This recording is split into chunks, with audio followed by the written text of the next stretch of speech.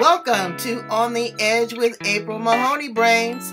Here, this is the spot where the conversations are pointed, the guests are sharp, and the responses are never dull. Did you bring your thinking caps? Because it's time to put them on. Because the conversation starts now.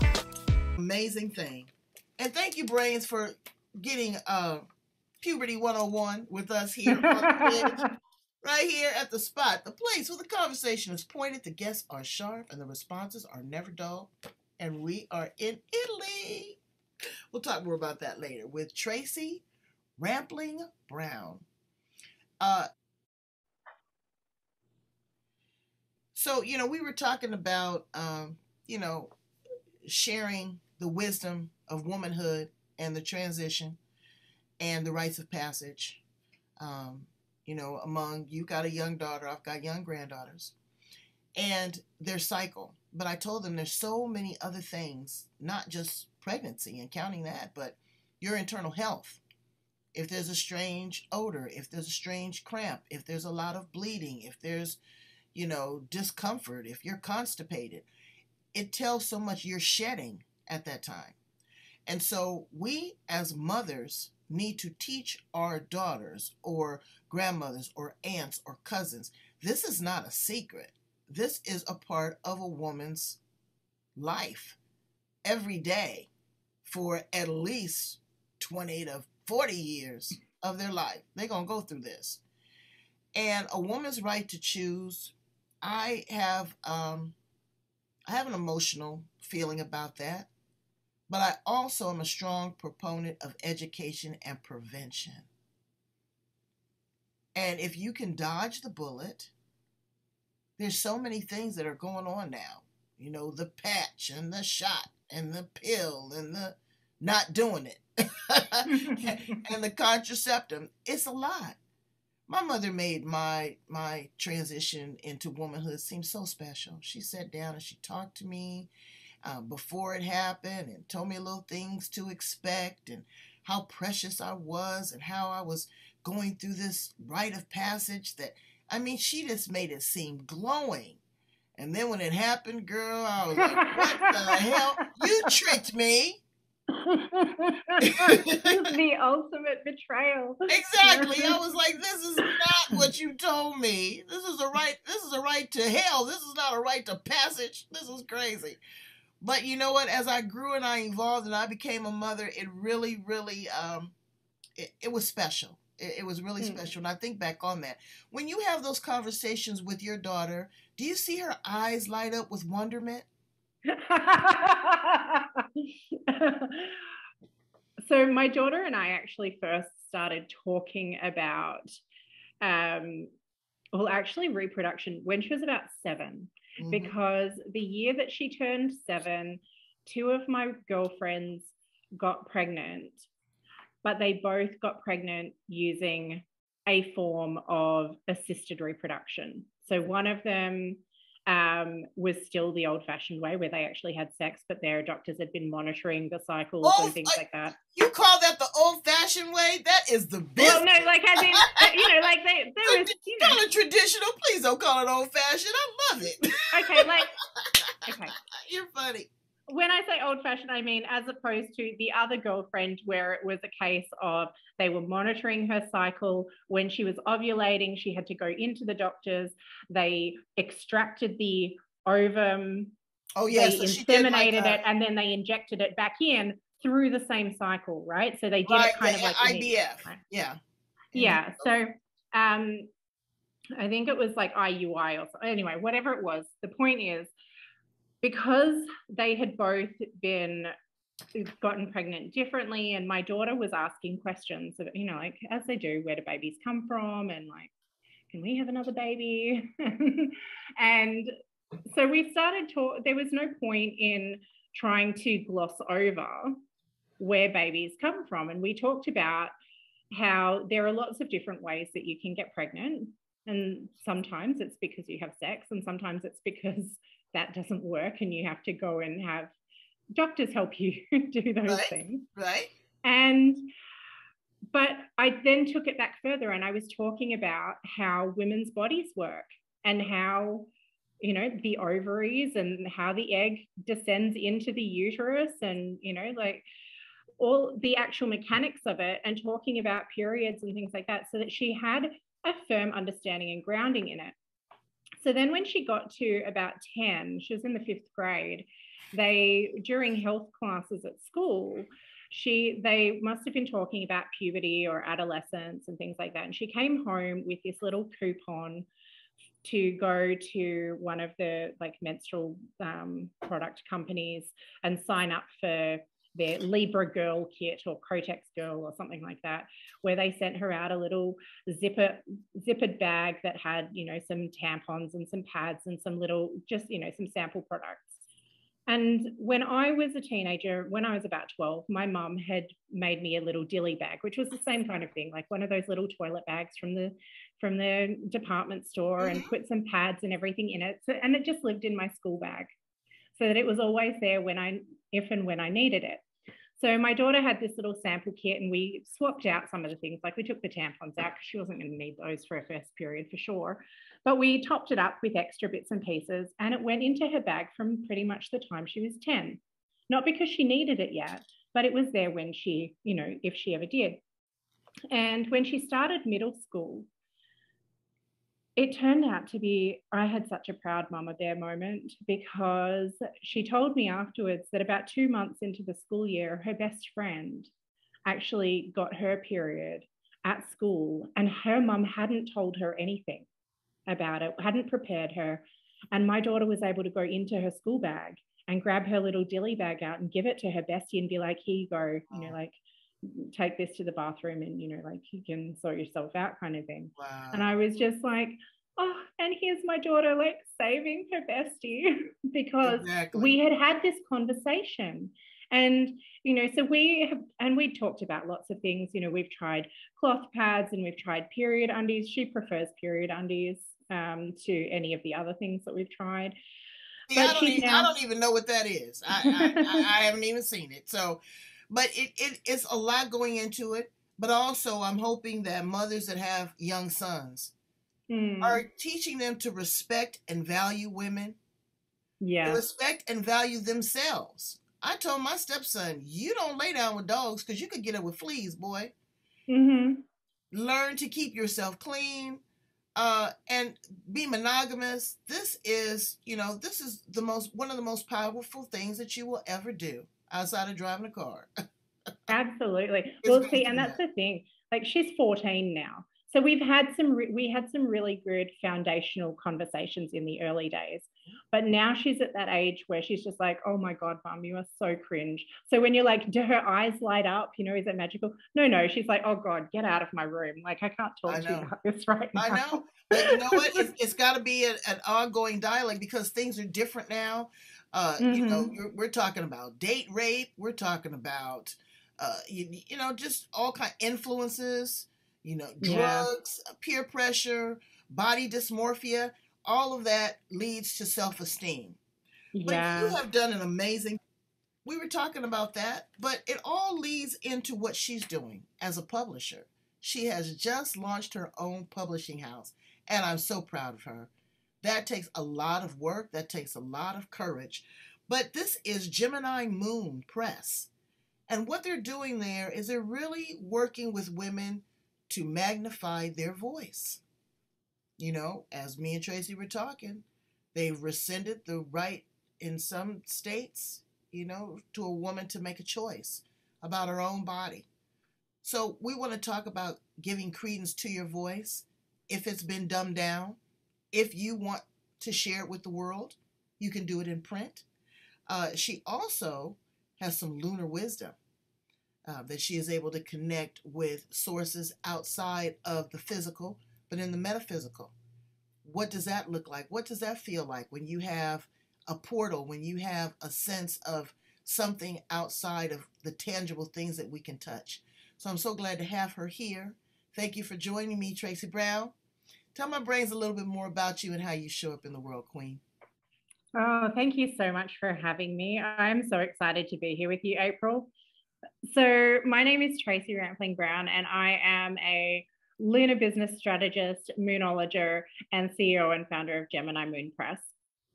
And despite the fact that all of those things talk about the moon, I don't only publish things about the moon. I am here, as April said, to amplify the voices of women.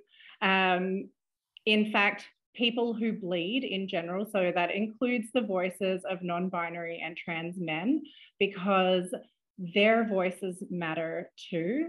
And it's really all about connecting with our sacred ancestral and divine feminine wisdom, because over time we have been so conditioned to stay silent because it's not safe for us to speak our truth, because no one's interested in hearing what we have to say, because we're just women. What would we know?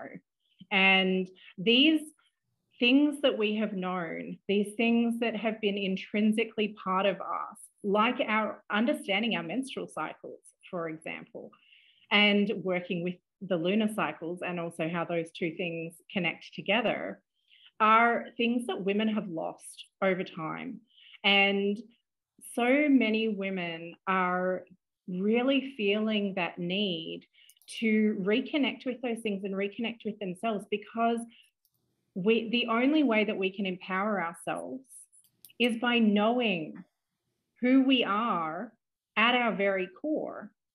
And so I'm really super passionate about bringing women together so that we can stop hoarding these things as secret for ourselves, so that we can stop feeling afraid of criticism, judgment, and persecution, and so that we can actually pool and share our knowledge and create that opportunity for other women to reconnect back in and reconnect with themselves.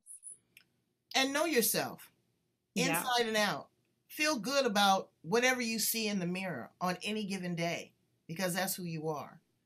Tell us a little bit about your work with the moon and lunar, because the moon has an effect on me like no other. When it's a full moon, I don't know what to do. I don't know if to sit out there and just enjoy the energy, or stay here and shut the door and don't let anybody in. It has an amazing effect on me. It really does. Oh, and it is like we all, so many of us really feel it tangibly, right? It is something that we cannot deny. Even if science cannot 100% prove that there is a connection between, okay, so let me just back up a minute. We understand, people generally, science understands that the moon's gravitational pull affects things like the tides, right? It affects, when it is a full moon, we have high tides and things like that. When the moon is close to the earth, we have high tides. When it's far away from the earth, we have low tides. These are things that are not in dispute, right? Scientists can prove that, fishermen know that, it's well known for hundreds and thousands of years. What we feel and what we know is that as human beings, we are also made up of about 80% water. And we feel this same gravitational energetic pull ourselves. However, science has been unable to actually definitively prove that this is the case. However, and I do love science, don't get me wrong. No, I mean, and I like that. That was a great explanation. That really was. So when the way that the lunar cycle works in general is that at the new moon, that is when the sun and the moon are in the same part of the sky. So the reason we cannot see the moon is because it's full daylight for a start, but you can't see it because we can't look directly at the sun, right? Everybody tells you when you're a little kid, don't look at the sun, it's going to burn your eyes. So you can't see the moon because it's in the shadow of, well, like the sun is shining on and we're seeing the dark side of the moon. And so we don't actually see its light. The new moon is a time when, because the moon is not coming up during the nighttime because it's up during the daytime, that it's darker, it's quieter. It's actually a time when and they have statistically that moisture levels are actually higher in the dirt in the ground. Like when it comes to agriculture and things like that, that's one of the reasons that farmers plant their seeds, which is a great metaphor for working with the moon. They plant their seeds at the new moon because the soil is more fertile for these seeds to take root. So when we work with the moon cycles, at the new moon, it's a brilliant time to be setting our goals and creating our intentions and working out what it is that we want to bring into the world. What is it that we want to create? What is it that we want to change? What is it that we want to do? Because it's this time when we get to plant our seeds, right? And then as the moon starts to get visible in the sky, as it starts to get bigger, the energy is building. We have that opportunity to start taking action, because let me tell you, and this might be a hard pill for some people to swallow, manifestation doesn't work by wishing for something and hoping the universe is going to bring it to you on a silver platter. Wait, will you say that again? Because they've got these vision boards, and you've got these coaches that can teach you how to be master manifestors. You can manifest some drama too, baby. Believe and trust. Yeah. I mean, look, I'm not saying that you can't manifest things almost instantly, but what I'm saying is you have to take the action, right? Absolutely. You have to show the universe, God, source, whoever it is that you like to work with, that you are fully in alignment with this desire and want that you have, that you're willing to put in the work. That's right. If you're not willing to put in the work to have it, why should the universe just deliver it to you, by courier? And you also need to be specific with that. You can't just say, oh, I want a husband. Well, I went down to almost how I want his nail shaped. Yeah. But I've had him for 38 years. I love him. I knew, but I also, when I manifest, I also am willing to give in a sacrifice as to what I am willing to sacrifice. What conditions am I willing to edit, filter, and adjust? What am I able to recognize about myself? Because again, it is a gift that's been given to me. Someone can give you, a beautiful dress, but it'd be the wrong size.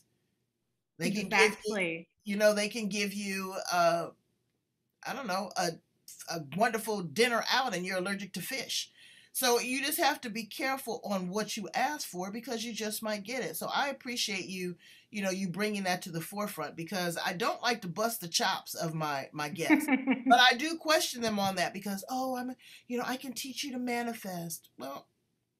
Well, and I love that you actually talked about, you were specific down to the shape of his nails, because manifesting, in this case, like manifesting a husband isn't just, well, I want to manifest a husband, but it's also not, I want to manifest, whoever the flavor of the month is, like Jason Momoa or, like Chris Hemsworth, because you can't be so specific that you actually limit your options. Right. You have to be like, what is it about Jason Momoa or Chris Hemsworth that I like about them? Is it the shape of his nails?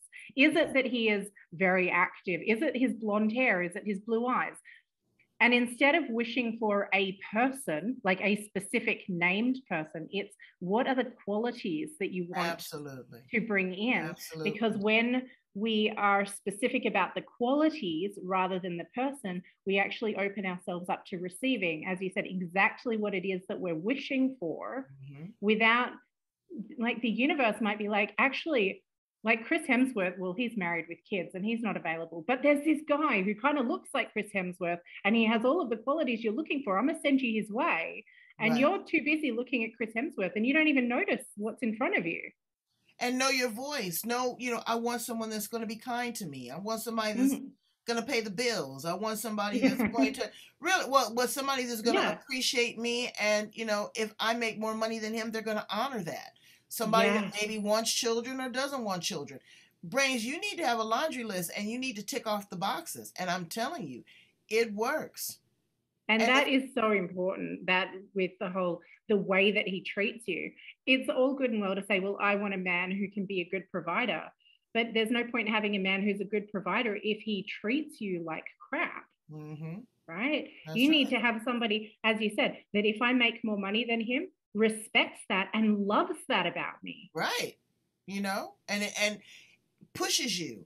I want a dream catcher, not a dream crusher. Yes. So, So have you published anyone yet thus far? So I've actually got a book project in the works at the moment. So I'm currently taking on contributing authors for a project that is it's called Lunar Wisdom, reconnecting with the divine feminine reconnecting with the divine feminine through rituals, spells, magic, and the phases of the moon. Oh, you gonna put some hocus pocus on them? I am, because so there are actually going to be two parts to this book. So the first part is that each of the authors is coming in to share their story, their personal story about what inspired them to work with the moon, what their moon practice looks like, you know, how they do it. Do they work with astrology? Do they work with shamanic practices? Do they work with crystals? Do they work with herbs? You know, like, what do they work with? Sacred womb wisdom? Like, what is it that they incorporate into their moon practice, and what does that look like?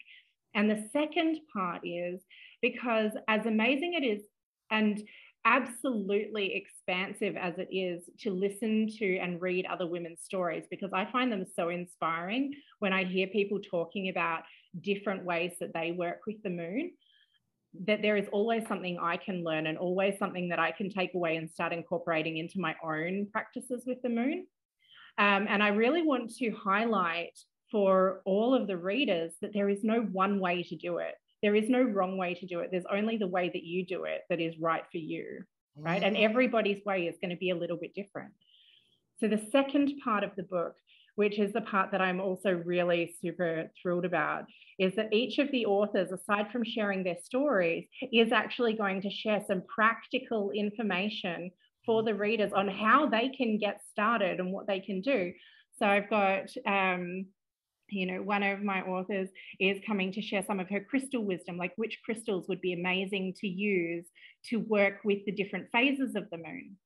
One of my authors works with astrology and also the overarching seasonal wheel of the year. So she's going to talk about not just working with the different zodiac signs or whatever, but how you can work with the moon throughout, spring and summer and autumn and winter, and really harness those energies throughout the whole of the year. One of my other authors is she's actually a visibility consultant, but she created a whole planner about how you can plan your visibility, like your podcast interviews, your magazine features and things like that, based on the phases of the moon. Like, when's the best time to book your podcasts? When's the best time to try and seek your things, and how you can actually plan out your whole media visibility strategy using the lunar cycles. That's brilliant. So I'm so excited. I can't wait to get in contact with her, because but that's another thing, Brains, you need to have a strategy. You can't, and part of my strategy is throwing everything against the wall. I do a lot of brain dumps. You should see the other side of my studio. It's stickies everywhere, because life is a puzzle, and we need to be able to put it together. But sometimes we have so much in this brain that's running around constantly that we cannot hear our inner voice, that we are not leaving capacity and space for growth, development, and maturity. Maturity does not stop at the age of puberty. Maturity is going on. You have to grow into who you are. You're going to have to grow into your 40s, your 50s, your 60s. I'm going to be 60 in a couple weeks. Who the hell does that? But what I have found is a new level of maturity, to be unapologetic, but to also be respectful and to be more subdued, because I don't have to compete. I don't have to fight. I don't have to argue. I just do it. And I just have to accept it, and I have to know that I'm responsible for my actions. But also at this point in my life, I'm a teacher. I have a responsibility to reach back and pull forward, reach out and embrace others that are struggling, disadvantaged, you know, the overlooked and underserved. I like how you mentioned transgenders. It's a different world. I remember my parents taking me to see Sojourner Truth's movie. It was the first transgender, I think, that came out publicly I mean, you know, like I said, that was 50 years ago. And they have been suppressed and held down. I can only imagine what you go through when you feel, you know, that you are in a body outside of what everything else is telling you, and then how you are perceived and received by society. So thank you for embracing that population, because diversity, equity, and inclusion means not just acknowledging me, but also giving me a seat at the table. Oh, absolutely. And I mean, it's giving people a voice, no matter who they are or what their backgrounds and stories. And look, when I say people who bleed, I specifically am not including biological men in this, because there are lots of forums where men can share their voices. The whole system is set up so that men can share their voices, but it is the marginal communities, the minority communities, including women, that need the extra support. And so that's why, like, and trans men fall into a separate category because their voices are important, and I don't believe that they're getting to share their stories safely either. They're not, but there's such a heightened sense of awareness now on the community. And I get confused when I look at the alphabet soup of the gay community. LGBTQ plus A, I don't understand it. And sometimes I don't understand what being gay is. A lot of people don't understand. You know, it's a lifestyle. It's an adjustment. But it's how you get down. And if you like it, I love it. I'm not. Well, I mean, I don't think we can be more clear than saying that love is love. Right. You know, whoever you love is, you know, like it just is.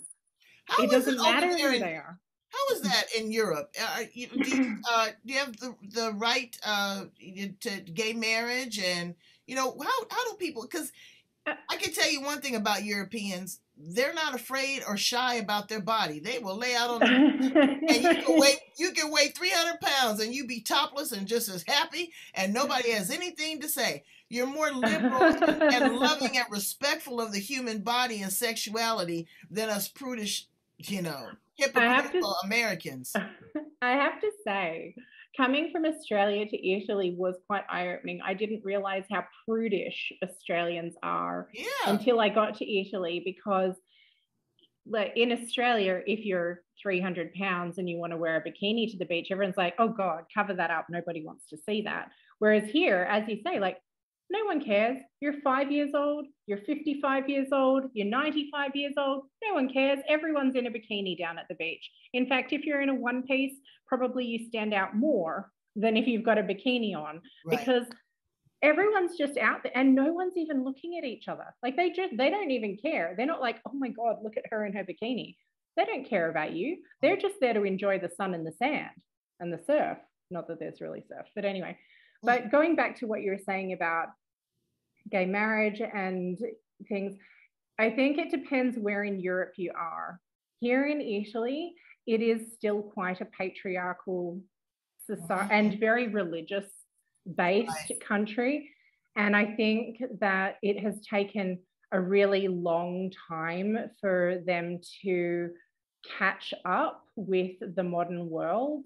And so while there are obviously there are lots of LGBTQ people in Italy, but I do know that a lot of people in the community don't necessarily feel safe to be public about their things. That isn't to say, I'm pretty sure that gay marriage is actually legal here. A lovely lesbian couple that I know actually got married last weekend. Oh, okay. So I'm pretty sure it is legal, but I don't actually know the legalities of their right. But I do know that especially for gay men here, it can be very hard because also family expectations Right. of their sons to play soccer and marry a good girl and pop out lots of babies and carry on the family name is really still heavily ingrained. And Italian mothers are Mhm. just like, you know, they're tough. Mhm. They're tough. They do. They want it their way. But again, it's tradition. They're trying to keep their lineage. They're trying to keep that tradition. But Yeah. we have to evolve because things are changing. And if we believe the texts that we read, be it your Bible, your Quran, Mhm. mine is the Bible, there was a Old Testament and there is a New Testament. So there is validation that there is a change. Yeah. That there is something that is going to precede what has preceded. Yeah. So let me ask you some fun questions, Tracey. This is my favorite part of the interview. If you were an appliance in the kitchen, what appliance would you be and why? Oh, such a juicy question. If I were an appliance in the kitchen, I think I would probably have to be a Thermomix. I don't know if you know what a Thermomix is. Yeah, it's like a Vitamix.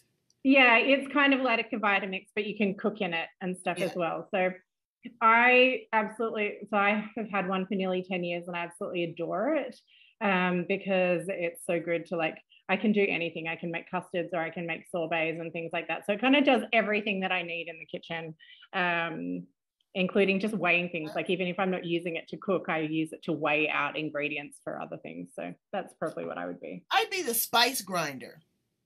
You like it spicy, don't you? Yes, I do. I like to chop it up, mix it up, and make it spicy. I do. I love it. Yep.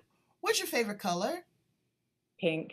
It took me a long time to actually embrace that though, because so I mean you can see like I have a lot of pink behind me. I know, and I was looking at your top. You got some pink there.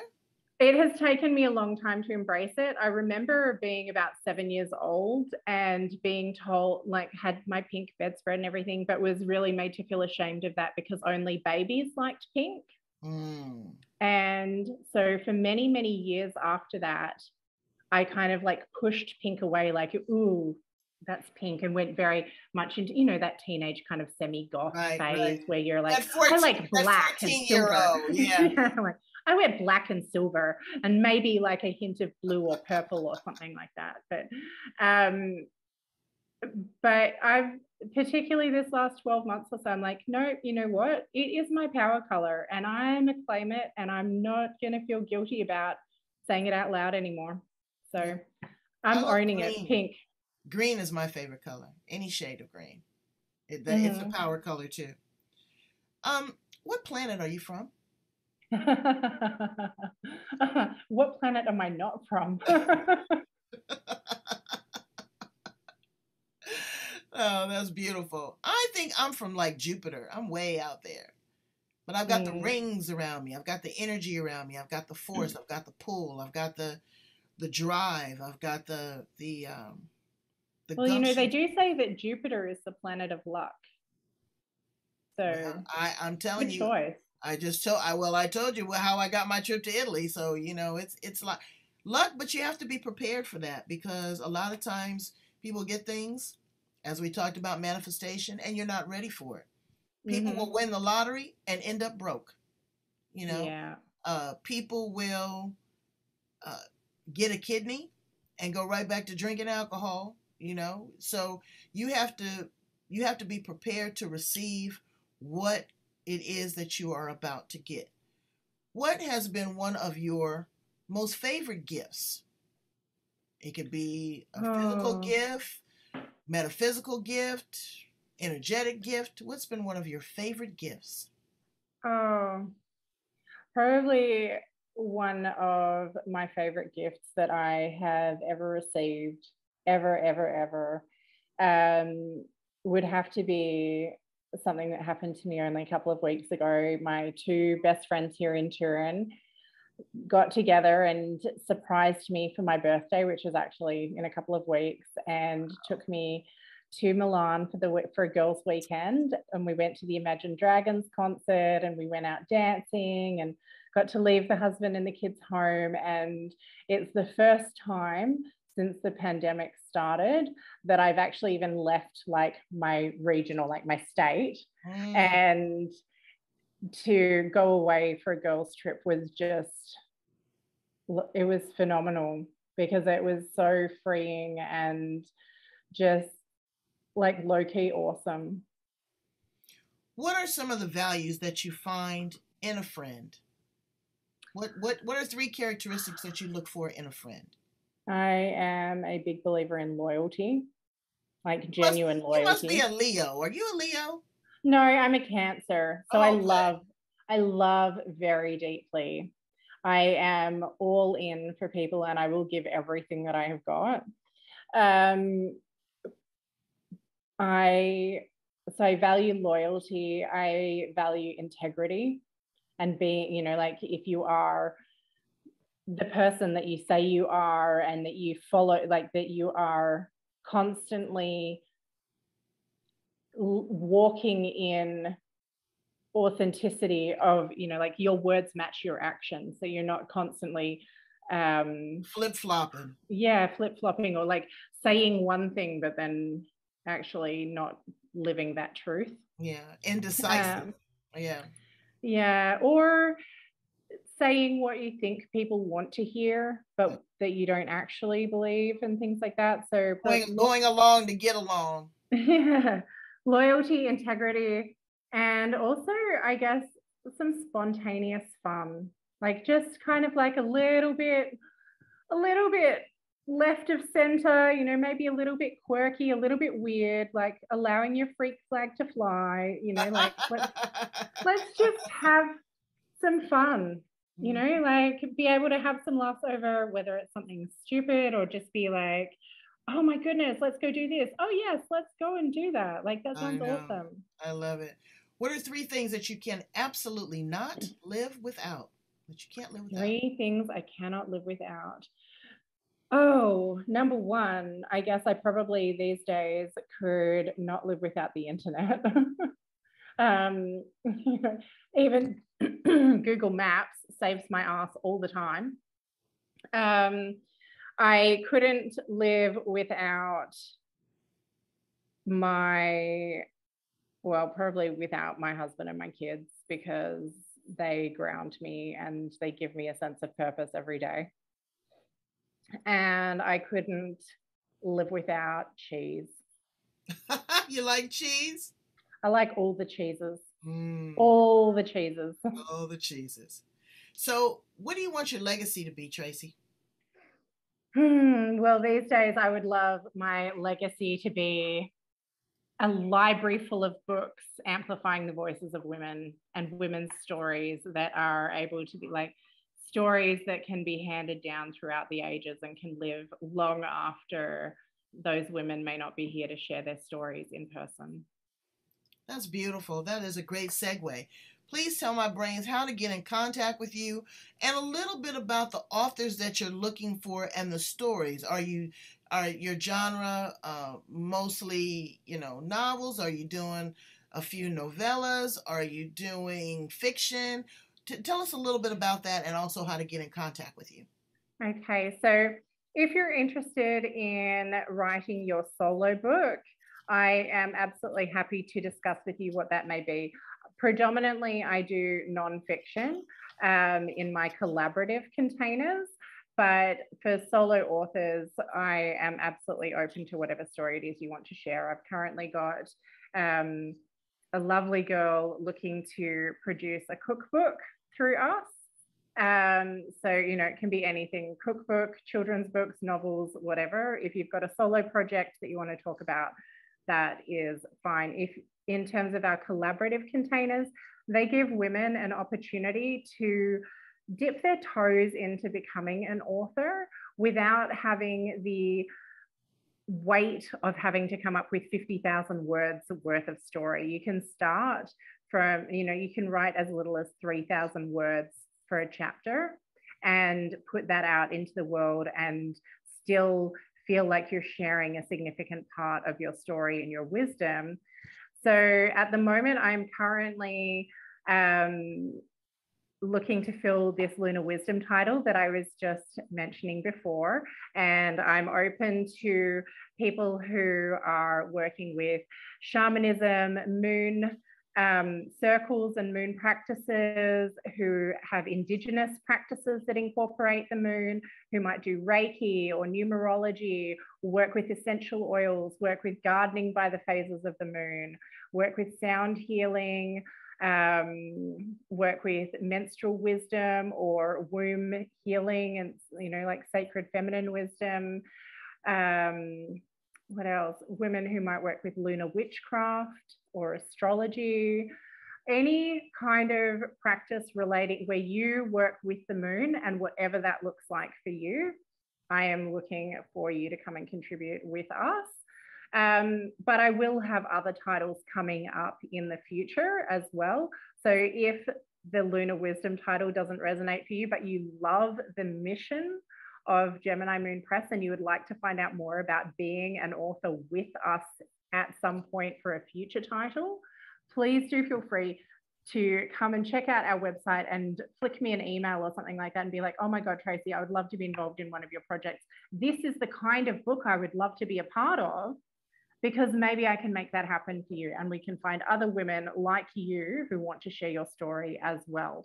So if you would like to find out more about Gemini Moon Press, you can go to our website directly, www.geminimoonpress.com. You can also find me on Facebook and Instagram, facebook.com/Gemini Moon Press, instagram.com/Gemini Moon Press. I'm also on LinkedIn under Tracey Rampling Brown.